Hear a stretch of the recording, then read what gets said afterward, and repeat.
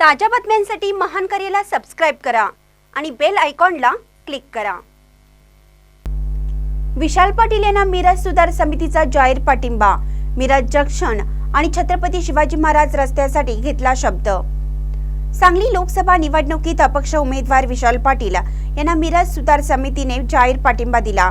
Miraj railway junction विकास, रखडलेले छत्रपती शिवाजी महाराज रस्ता आणि मिरज औद्योगिक वसाहतीतील बंद पडलेले उद्योगाबाबत ठोस भूमिका घेण्याचं आश्वासन विशाल पाटील यांनी मिरज सुधार समितीच्या पदाधिकाऱ्यांना दिले आहे।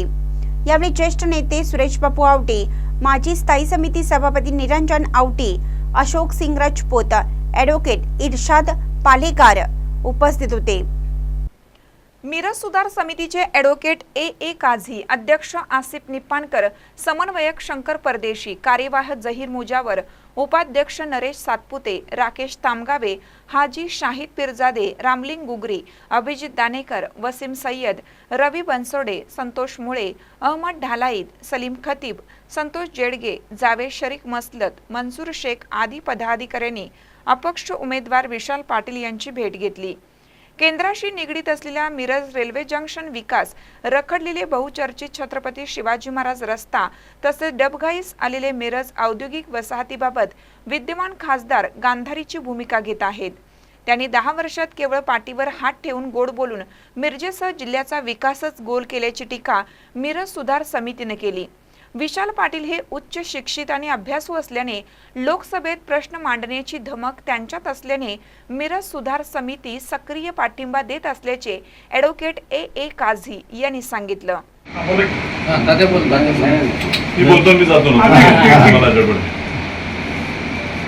नमस्कार।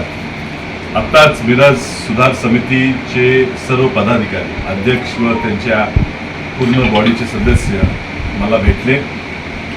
त्यांनी प्रामुख्यानं मिरजे संदर्भात काही विषय मांडले। एक आहे तो मुख्य रस्ता शिवाजी महाराज रोड। ह्या रोडची अवस्था गेले कित्येक वर्ष खराब आहे। छत्रपती राजेंच्या नावाने हा रस्ता आहे आणि ही अवस्था मिरजकरांची ह्या रस्त्यावरनं प्रवास करत असताना अत्यंत कठीणाईतनं जातो। हा रस्ता पूर्ण झाला पाहिजे यासाठी त्यांनी संघर्ष केला आहे, पण अजूनही त्याला यश आलं नाही, कारण लोकप्रतिनिधी त्या बाबतीत विचार चांगला करत नाही। हे सोडून मिरज MIDC जी खरं म्हणजे आपल्या तरुणांना एक नोकरी मिळण्याचं ठिकाण आहे, उद्योग सुरू करण्याचं ठिकाण आहे, त्या ठिकाणी ज्या सुविधा उपलब्ध करून दिल्या पाहिजे त्या न दिल्या गेल्यामुळे मिरज MIDCची अवस्था सुद्धा अत्यंत खराब झालेली आहे। बऱ्याचपैकी तिथे उपलब्ध असलेले युनिट्स हे बंद पडलेले आहेत, तर त्यात लक्ष घालणं हा एक प्रामुख्याने मुद्दा मांडलेला आहे।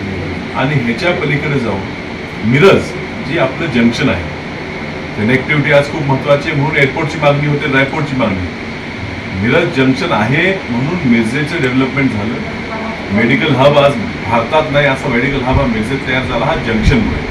पण ह्या मिरज जंक्शनचं डेव्हलपमेंट करणं अत्यंत गरजेचं होतं, कारण त्यांनी तिथं आता अवस्था वाईट झालेली आहे, प्रवाशांना त्रास होतो आणि म्हणून त्या ठिकाणी काहीतरी सुधारणा झाली पाहिजे ही त्यांच्या सगळ्यांची मागणी आहे। मोठ्या प्रमाणात हा जंक्शनचं डेव्हलपमेंट झालं तर आपोआप सांगली मिरज या पूर्ण महापालिका क्षेत्र पूर्ण महापालिका क्षेत्राचाच विकास होईल।